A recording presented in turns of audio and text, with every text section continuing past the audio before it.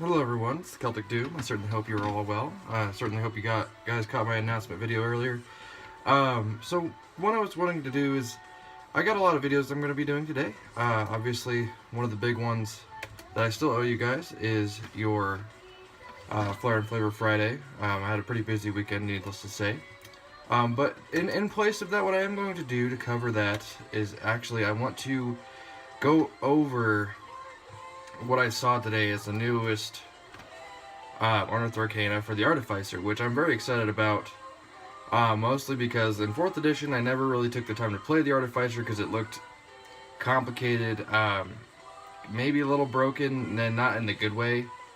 Yeah, because I mean, broken and OP'd, okay, fine, you can just, you can deal with that. You could just back off a little bit, whatever.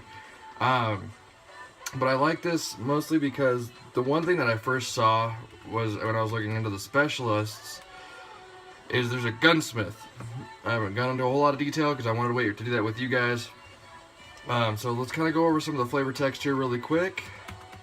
A gnome sits hunched over a workbench, carefully using needle and thread to wave runes into leather stitching.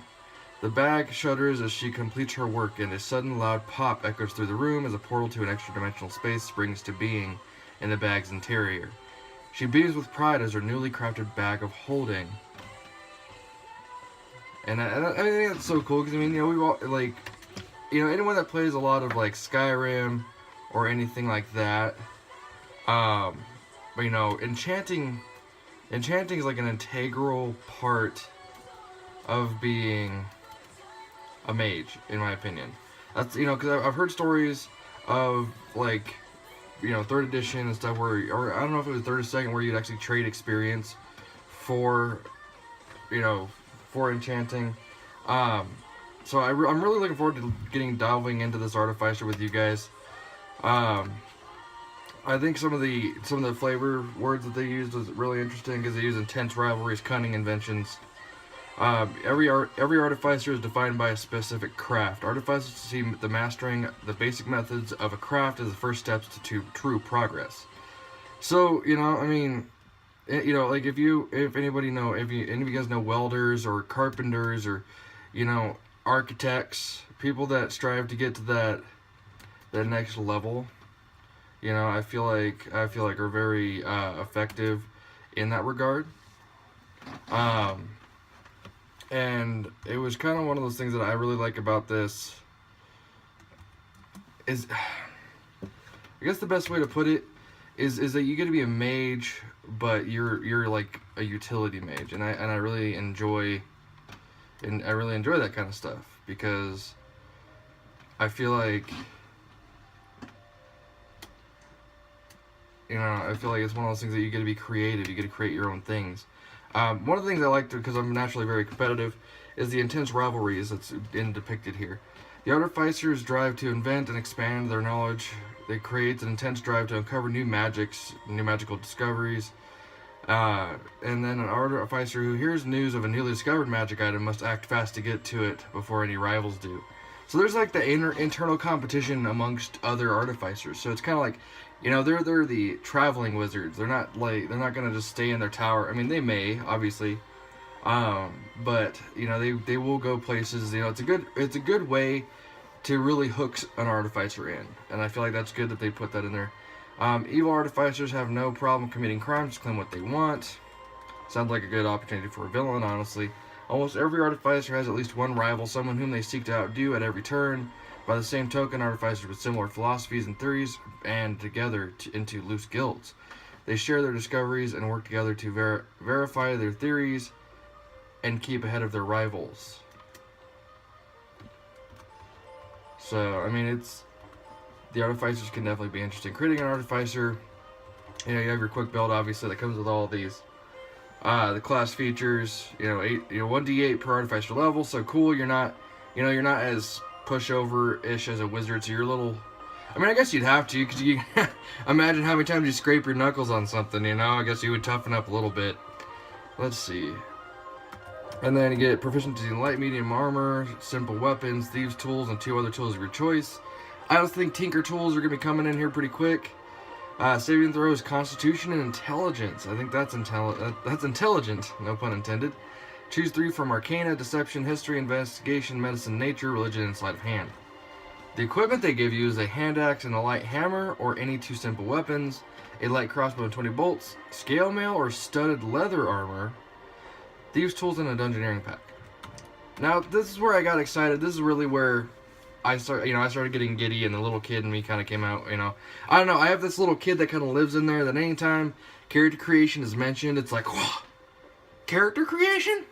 And that's about, And it makes me so excited because you get to literally make something out of nothing. So it's kind of exciting. You get to make it as, detailed or as bland as you want, and just let it grow, or, So you choose the type of artificer specialist you are, alchemist or gunsmith, both of which are detailed at the end of the class description.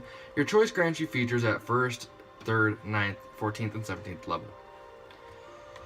And if you pull it up, you'll notice that there's a lot of different features, a lot of different things like this, and I think those are really phenomenal.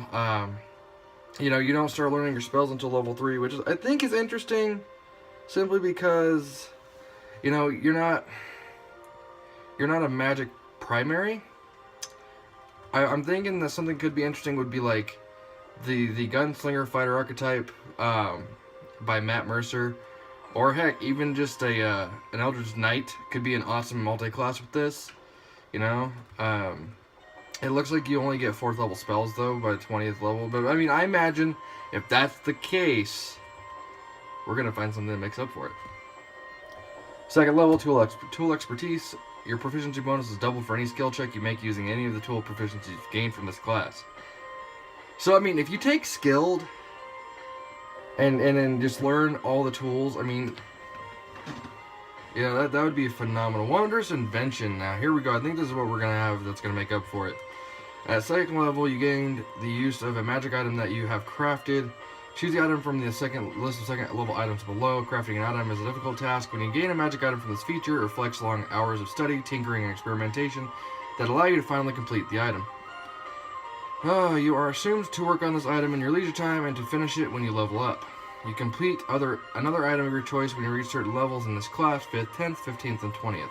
The item you choose must be on the list for your current artificer level or lower. These magic items are detailed in the Dungeons Master's Guide. So if you basically get 5 moments, so it's almost like in Skyrim where you have 5 slots. You do have more obviously, but you have 5 slots that you can you can add to that. So depending on what you want to do. So like 2nd level, for example, bag of holding, cap of water breathing, drift globe, goggles of night, sending stones. So depending on what you want to do with it, cap of water breathing, that would be dope to have at 2nd level, especially if you're playing. Any of you that have played Out of the Abyss, this. Me and my group like to affectionately refer to it as D&D hard mode, because we're very RP based and that is very survival based. Spell slots, spells known of 1st level and higher. 3 1st level spells, great. It goes off your intelligence modifier, which I think is kind of obvious.